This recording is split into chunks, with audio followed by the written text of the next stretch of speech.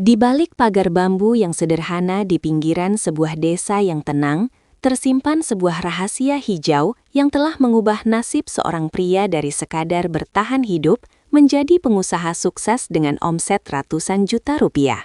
Tanpa perlu memiliki berhektar-hektar sawah yang membentang luas, ia membuktikan bahwa ketekunan di atas lahan sempit yang dikelola dengan teknologi modern mampu melahirkan buah-buah emas yang kini menjadi buruan pasar kelas atas di ibu kota.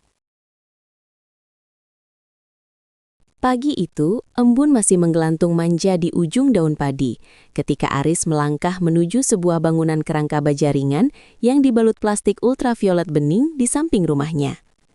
Udara desa yang sejuk menyapa kulitnya, namun pikirannya sudah melayang jauh ke dalam barisan tanaman yang tersusun rapi di dalam greenhouse miliknya. Aris bukanlah seorang sarjana pertanian dari universitas ternama. Ia hanyalah seorang pria yang pernah merasakan pahitnya kegagalan saat mencoba peruntungan sebagai buruh pabrik di kota besar.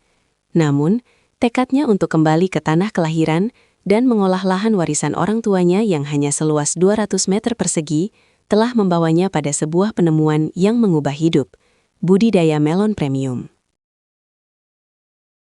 Dahulu, lahan sempit itu hanya dianggap sebagai beban, tempat tumbuhnya rumput liar yang tak menghasilkan apapun kecuali debu saat musim kemarau. Namun kini, tempat itu telah bertransformasi menjadi sebuah laboratorium kehidupan yang sangat produktif. Langkah Aris terdengar pelan saat ia memasuki pintu ganda greenhouse yang dirancang khusus untuk meminimalkan masuknya hama. Di dalam sana, aroma tanah yang lembab berpadu dengan wangi segar dari dedaunan hijau yang rumbun menciptakan suasana yang menenangkan sekaligus penuh harapan.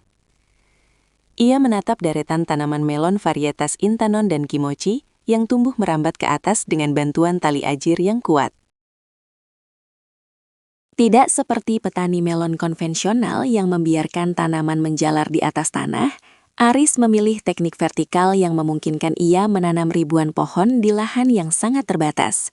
Setiap helai daun tampak hijau pekat, tanda bahwa nutrisi yang ia racik sendiri terserap dengan sempurna melalui sistem irigasi tetes yang otomatis bekerja setiap beberapa jam sekali. Aris ingat betul bagaimana awalnya ia dipandang sebelah mata oleh tetangga sekitar yang menganggap idenya membangun rumah plastik adalah sebuah pemborosan yang sia-sia di tengah desa yang masih memegang teguh cara bertani tradisional. Namun, Aris tidak mempedulikan cibiran itu, karena ia memahami satu hal yang tidak dipahami banyak orang. Kualitas di atas kuantitas. Di dalam greenhouse itu, ia mengontrol segalanya, mulai dari suhu, kelembapan, hingga tingkat keasaman air yang mengalir ke akar-akar tanaman. Ia sering menghabiskan waktu berjam-jam hanya untuk memeriksa satu persatu daun, memastikan tidak ada kutu kebul atau jamur yang berani mendekat. Baginya, setiap tanaman melon ini adalah makhluk hidup yang memiliki perasaan. Jika dirawat dengan kasih sayang, mereka akan membalasnya dengan buah yang sempurna. Proses ini dimulai dari pemilihan benih unggul yang ia pesan langsung dari penyedia terpercaya, di mana setiap biji kecil itu mengandung potensi ekonomi yang luar biasa. Ia menyemai benih-benih itu dengan media tanam kokopit dan sekam bakar yang sudah disterilisasi, memastikan bahwa sejak lahir, tanaman ini berada di lingkungan yang paling bersih. Saat matahari mulai naik dan menyinari atap plastik, suhu di dalam ruangan mulai menghangat, memberikan energi bagi proses fotosintesis yang krusial. Aris mulai melakukan tugas rutinnya yang paling melelahkan namun paling menentukan, polinasi buatan. Karena di dalam greenhouse tidak ada serangga penyerbuk seperti lebah, ia harus menjadi mak comblang bagi bunga-bunga melonnya. Dengan tangan yang terampil dan penuh kehati-hatian, ia mengambil bunga jantan dan menempelkan serbuk sarinya ke bunga betina yang baru mekar di pagi hari. Ia harus melakukan ini pada waktu yang tepat, biasanya antara pukul 6 hingga 9 pagi, sebelum bunga-bunga itu layu terkena panas matahari yang menyengat. Setiap sentuhan tangannya adalah doa, berharap agar setiap bunga yang ia kawinkan akan tumbuh menjadi buah yang besar, bulat dan memiliki pola jaring atau netting yang artistik. Beberapa minggu setelah proses penyerbukan, buah-buah kecil mulai bermunculan, menggantung seperti permata hijau di antara rimbunnya dedaunan. Disinilah Aris menerapkan prinsip yang sangat ekstrim bagi petani biasa. Satu pohon hanya boleh menghasilkan satu buah. Ia dengan tega memangkas buah-buah lain yang juga tumbuh di pohon yang sama, meskipun buah tersebut tampak sehat. Baginya, membiarkan satu pohon menanggung beban banyak buah hanya akan menghasilkan kualitas yang rata-rata. Dengan hanya menyisakan satu buah terbaik, seluruh nutrisi, air, dan energi dari tanaman akan terfokus sepenuhnya untuk membesarkan satu anak emas tersebut.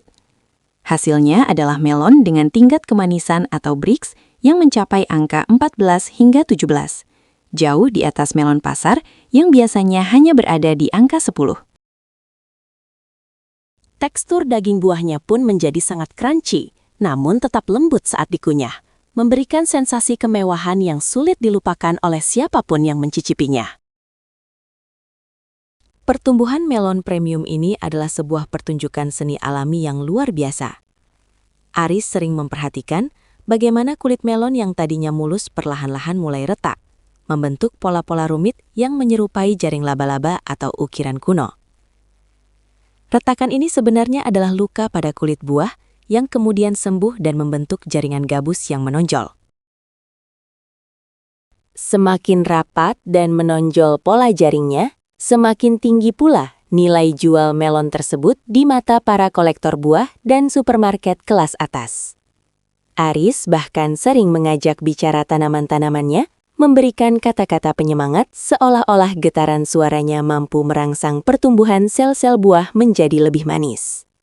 Ia percaya bahwa energi positif yang ia berikan akan terpancar kembali melalui rasa buah yang dihasilkan.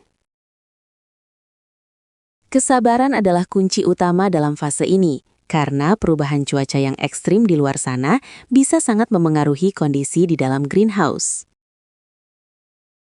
Namun, perjalanan Aris tidaklah selalu mulus seperti kulit melon yang baru tumbuh. Ia pernah mengalami masa-masa sulit ketika serangan hama trips hampir memusnahkan seluruh tanamannya hanya dalam waktu 3 hari sebelum panen. Saat itu, ia merasa dunianya runtuh. Modal jutaan rupiah yang ia kumpulkan dari sisa tabungan kerja di kota seolah meluap begitu saja. Namun, kegagalan itu justru menjadi guru terbaiknya. Ia mulai mempelajari sistem biosecurity yang lebih ketat, memasang jaring anti serangga yang lebih rapat, dan beralih menggunakan pestisida nabati yang lebih ramah lingkungan, namun efektif. Ia juga mulai memahami pentingnya sirkulasi udara, dengan memasang kipas-kipas besar untuk menjaga agar kelembapan tidak terlalu tinggi yang dapat mengundang jamur. Setiap tetes keringat yang jatuh ke tanah adalah investasi bagi ilmu pengetahuan yang ia serap secara otodidak. Kini, saat musim panen tiba, suasana di rumah Aris berubah menjadi sibuk. Bukan lagi truk-truk besar yang datang untuk mengangkut bertonton gabah dengan harga murah, melainkan mobil-mobil box berpendingin yang siap menjemput melon-melon premium pesanan pelanggan setia. Aris mengemas setiap buah dengan sangat hati-hati, membungkusnya dengan foam net berwarna putih bersih, lalu memasukkannya ke dalam kotak karton eksklusif yang ia desain sendiri. Di atas kotak itu tertera merek dagangnya yang kini mulai dikenal luas sebagai simbol kualitas. Ia tidak lagi menjual melonnya per kilogram di pasar tradisional, melainkan per buah dengan harga yang bisa mencapai 5 hingga 10 kali lipat dari harga melon biasa. Satu buah melon hasil keringatnya bisa dihargai Rp100.000 hingga Rp200.000, sebuah angka yang fantastis bagi seorang petani di desa terpencil. Keberhasilan Aris bukan hanya soal angka-angka di rekening banknya, melainkan tentang dampak sosial yang ia ciptakan di lingkungannya. Melihat kesuksesan Aris, pemuda-pemuda desa yang tadinya berniat merantau ke kota, mulai tertarik untuk belajar budidaya melon premium.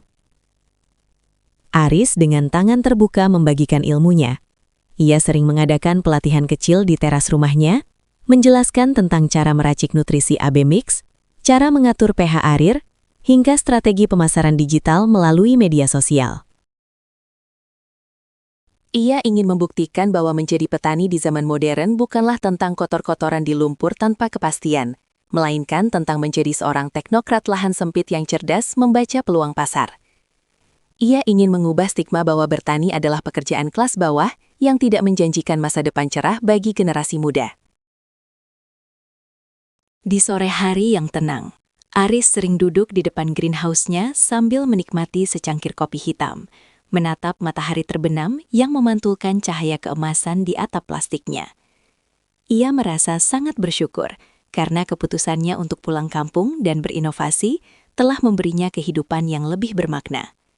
Ia kini memiliki waktu lebih banyak untuk keluarga, tidak lagi terikat oleh jam kantor yang kaku atau tekanan atasan yang tidak manusiawi. Hartanya kini bukan lagi tumpukan kertas, melainkan ribuan pohon yang tumbuh subur dan memberikan manfaat bagi banyak orang. Ia sering berkata bahwa tanah tidak pernah berbohong. Jika kita memperlakukannya dengan hormat dan ilmu pengetahuan, maka tanah akan memberikan hasil yang melimpah ruah, bahkan jika luasnya hanya sepetak kecil di samping dapur. Kisah Aris adalah pengingat bagi kita semua bahwa keterbatasan lahan bukanlah penghalang untuk meraih kesuksesan yang luar biasa. Di tengah isu ketahanan pangan dan menyempitnya lahan pertanian akibat alih fungsi lahan menjadi perumahan, inovasi seperti yang dilakukan Aris adalah jawaban yang nyata. Ia tidak butuh traktor raksasa atau ribuan buruh tani. Ia hanya butuh kecerdasan, ketekunan, dan keberanian untuk mencoba hal baru. Melon-melon premium yang ia tanam bukan sekedar buah, melainkan simbol perlawanan terhadap kemiskinan dan ketidakberdayaan. Setiap gigitan manis dari melon itu adalah hasil dari ribuan jam kerja keras, pengamatan detail, dan cinta yang tulus terhadap dunia pertanian. Aris telah membuktikan bahwa kekayaan sejati dimulai dari cara berpikir yang merdeka dan tangan yang tidak takut untuk mulai menanam, sekecil apapun lahan yang dimiliki. Kini, Aris sedang merencanakan untuk memperluas sistemnya dengan teknologi Internet of Things atau IoT, di mana ia bisa memantau kondisi greenhouse-nya hanya melalui layar telepon genggam dari mana saja. Ia ingin sistem penyiraman dan pemberian nutrisi bisa berjalan otomatis berdasarkan sensor kelembaban tanah yang tertanam di media tanam. Baginya, teknologi adalah pelayan yang harus dimanfaatkan untuk mempermudah pekerjaan manusia tanpa menghilangkan sentuhan personal dalam merawat tanaman. Ia bermimpi suatu hari nanti desanya akan dikenal sebagai pusat produksi melon premium terbaik di negeri ini, di mana setiap rumah memiliki greenhouse kecil yang mampu menopang ekonomi keluarga secara mandiri. Perjalanan Aris masih panjang, namun pondasi yang ia bangun sudah sangat kokoh, sekuat akar-akar melonnya yang mencengkram media tanam dengan erat, menyerap setiap nutrisi kehidupan untuk diubah menjadi rasa manis yang memanjakan lidah dunia. Terima kasih telah menyimak kisah inspiratif ini sampai selesai. Jangan lupa untuk menekan tombol subscribe dan memberikan like pada video ini, agar kami dapat terus berbagi cerita luar biasa dari dunia pertanian dan kehidupan sosial lainnya. Jika Anda merasa terinspirasi atau memiliki pertanyaan mengenai teknik budidaya melon premium ini, silakan tuliskan pendapat Anda di kolom komentar. Kami juga ingin tahu, dari daerah mana Anda menonton video ini? Sampai jumpa di kisah sukses berikutnya yang akan membangkitkan semangat kita semua untuk terus berkarya dan berinovasi.